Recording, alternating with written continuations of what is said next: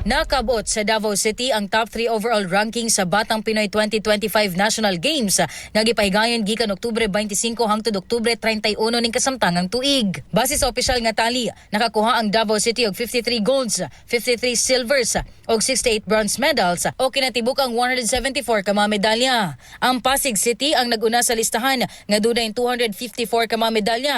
Gisundan kini sa Baguio City nga dunay 237. Ang Davao City delegation gikan sa nagkadaiyang eskwelahan ug sports clubs o gipanguluhan sa Sports Development Division sa City Mayor's Office Davao nga nakahimo og medal haul sa lain-laing disiplina sa sports, laki pang athletics, swimming, arnis, boxing, taekwondo, chess ug gymnastics nga nakatabang sa pagkabot sa top 3 spot sa nasudnong kompetisyon. Gipasidunggan ni Mayor Sebastian Baste Duterte og sa Sports Development Division ang mga atleta sa ilang disiplina ug determinasyon. Sumala sa SDDCMO ang kalampusan sa Davao City sa Batang Pinoy 2025. Usa ka timaan nga padayon nga nagligon ang grassroots sports development program sa syudad. Din ginasuportahan ang mga batang atleta aron mahasa og mapanday ang ilang potensyal sa nasudnon ug international nga level.